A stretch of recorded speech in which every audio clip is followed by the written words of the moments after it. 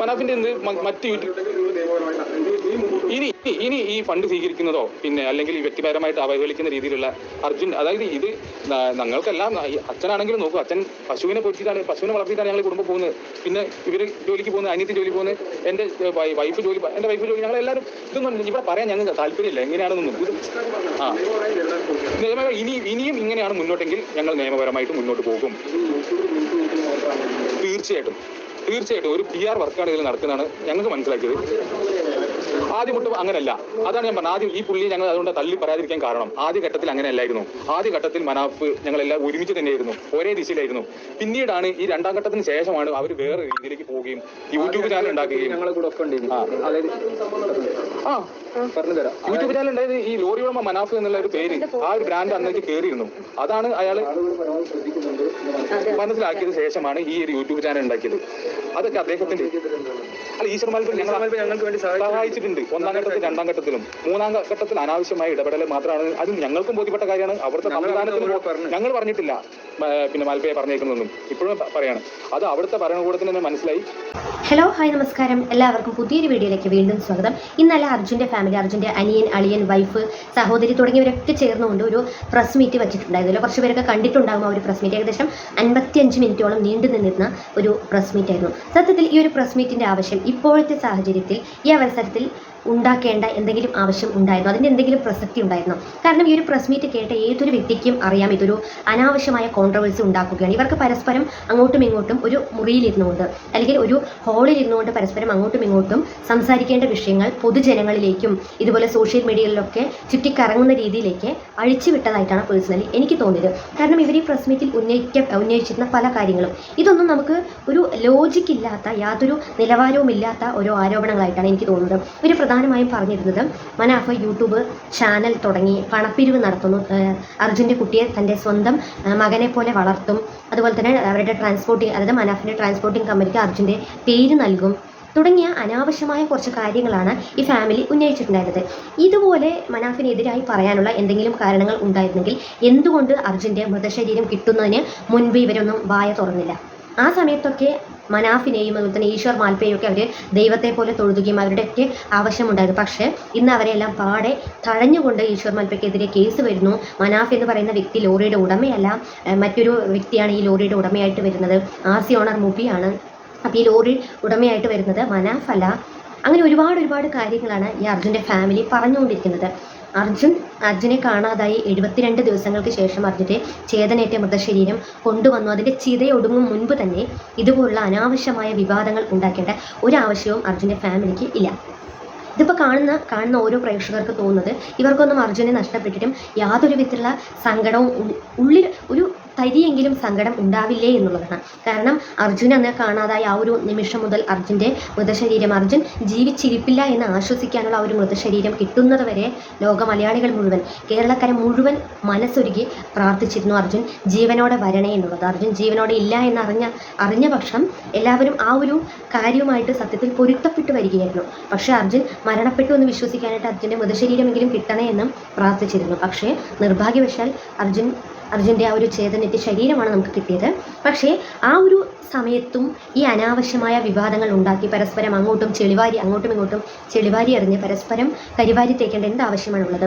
ഇപ്പോൾ ഇവർ പറഞ്ഞിരിക്കുന്ന ഇതിൽ പ്രധാനപ്പെട്ട കുറച്ച് കാര്യങ്ങൾ, അതായത് മനാഫ്, ലോറി ഉടമയായ മനാഫ് യൂട്യൂബ് ചാനൽ തുടങ്ങി എന്നുള്ളതാണ്.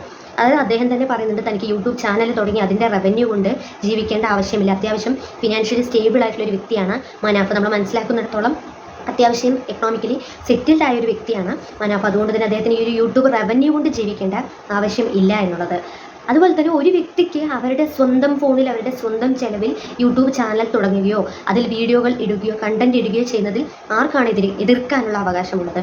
ഇപ്പോൾ ഈ പറഞ്ഞ ഈ ഒരു പ്രസ് മീറ്റ് വരുന്നതിന് മുൻപ് വരെ വളരെ കുറച്ച് പേർക്ക് മാത്രമേ മനാഫിന് ഇങ്ങനെ ഒരു യൂട്യൂബ് ചാനലുണ്ട്, ലോറി ഉടമ മനാഫ് എന്നുള്ളൊരു ചാനൽ ഉണ്ട് എന്നുള്ളത് അറിയുമായിരുന്നുള്ളൂ. പക്ഷേ അളിയൻ വന്നത് നന്നായി എന്ന് പറയുന്നത് പോലെ ഇപ്പോൾ ആ ഒരു ചാനലിൽ ഏകദേശം 1,00,000-ലധികം സബ്സ്ക്രൈബേഴ്സും ഉണ്ട്. വ്യൂസ് കൗണ്ടും കൂടി വന്നുകൊണ്ടേയിരിക്കുന്നുണ്ട്. അതിനെന്തായാലും ഈ ഒരു അളിയനോട് എത്ര നന്ദി പറഞ്ഞാലും മതിയാവില്ല. കാരണം ആർക്കും അറിയാതിരുന്ന ആ ഒരു ചാനലിൽ ഇത്രയധികം വ്യൂസ് കൂട്ടിക്കൊടുത്തതിന്.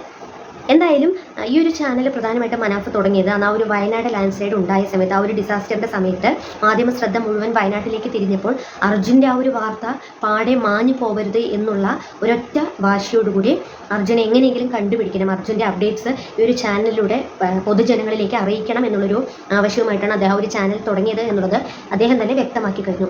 എന്തായാലും ഈ ഒരു അളിയനെ കൊണ്ട് അങ്ങനെയെങ്കിലും ഒരു ഉപകാരം ഉണ്ടായിട്ടുണ്ട് മനാഫിന്. മാത്രമല്ല ഇവരുടെ ട്രാൻസ്പോർട്ടിംഗ് കമ്പനിക്ക്, അതായത് മനാഫിൻ്റെ ട്രാൻസ്പോർട്ടിംഗ് കമ്പനിക്ക് അർജുൻ്റെ പേരിടും എന്നുള്ളത്, ഇതൊക്കെ വിലക്കാൻ ആർക്കാണ് അവകാശമുള്ളത്? നമ്മൾ ഇന്ത്യ മഹാരാജ്യത്ത് ജീവിക്കുന്ന സമയത്ത് നമുക്ക് ഒരുപാട് റൈറ്റ്സ് ഉണ്ട്.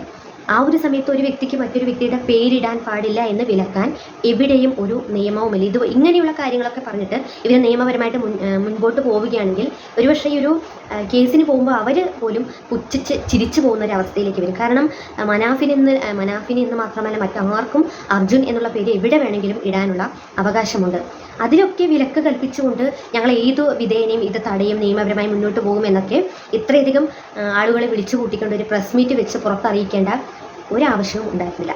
പിന്നെ അനാവശ്യമായ പണപ്പിരിവിനെ കുറിച്ച് ഇവർ പറയുന്നത്, ഈ പണപ്പിരിവ് എന്ന് പറയുന്നത് മനാഫിൻ്റെ തന്നെ വോയിസ് ഇപ്പോൾ സോഷ്യൽ മീഡിയയിൽ കറങ്ങിക്കൊണ്ടിരിക്കുന്നുണ്ട്. അതായത് ഒരു കാരണവശാലും അർജുൻ്റെ ഫാമിലിക്ക് പണപ്പിരിവ് മനഃപൂർവ്വം പലരും അങ്ങനെയുള്ള കാര്യങ്ങളൊക്കെ ചെയ്യുന്നുണ്ട്, ദയവ് ചെയ്ത് അതിൻ്റെ ഒരു ആവശ്യവുമില്ല, അപ്പോൾ പണപ്പിരിവ് നടത്തരുത് എന്നുള്ളത് മനാഫ് തന്നെ വാർണിംഗ് കൊടുക്കുന്ന ഒരുപാട് വോയിസുകൾ സോഷ്യൽ മീഡിയയിൽ കറങ്ങിക്കൊണ്ടേയിരിക്കുന്നുണ്ട്.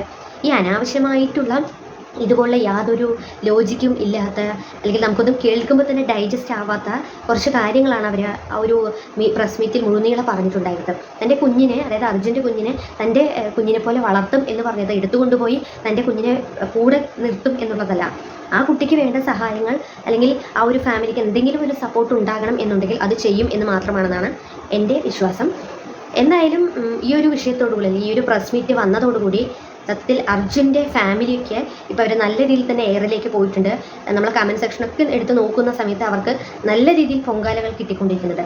കാരണം അർജുനെ നഷ്ടപ്പെട്ട അന്ന് ആ ഒരു ദിവസം മുതൽ ഏകദേശം 72 ദിവസങ്ങൾക്ക് ശേഷം അർജുൻ്റെ ചേതനേറ്റ് ശല്യം കിട്ടുന്നത് വരെ എല്ലാവിധ തിരക്കുകളും മാറ്റിവെച്ച്, തൻ്റെ ബിസിനസ് പോലും നോക്കാതെ, വീട്ടിലേക്ക് വരാതെ, കുട്ടികളെ പോലും നോക്കാതെ, തൻ്റെ നാട്ടിലേക്ക് പോലും വരാതെ, രാവും പകലും ഇല്ലാതെ തനിക്ക് പറ്റാവുന്ന എല്ലാ കാര്യങ്ങളും, എനിക്ക് എവിടെ നിന്നൊക്കെ എന്തൊക്കെ ചെയ്യാൻ പറ്റുമോ എല്ലാ എഫേർട്ടും എടുത്ത് കൂടെ നിന്നിരുന്ന ഒരു വ്യക്തിയാണ് മനാഫ് എന്ന് പറയുന്നത്. എന്തുകൊണ്ട് മനാഫ് എന്ന് പറയുന്ന വ്യക്തിക്ക് അന്ന് ഇട്ടെറിഞ്ഞുകൊണ്ട് എല്ലാവരും പോകുന്നത് പോലെ തിരികെ മടങ്ങി പോകാമല്ലേ?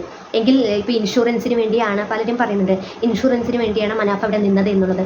അദ്ദേഹത്തിന് ഇൻഷുറൻസ്, അദ്ദേഹത്തിൻ്റെ ലക്ഷക്കണക്കിന് വിലയുള്ള വണ്ടി, അതിന് ഇൻഷുറൻസ് കിട്ടണം എന്നുള്ളത്, അത് ക്ലെയിം ചെയ്ത് കിട്ടണം എന്നുള്ളത് അദ്ദേഹത്തിൻ്റെ അവകാശമാണ്. അദ്ദേഹത്തിന് അത് ആഗ്രഹിക്കുന്നത് കൊണ്ട് എന്താണ് ഇത്ര വലിയ തെറ്റുള്ളത്?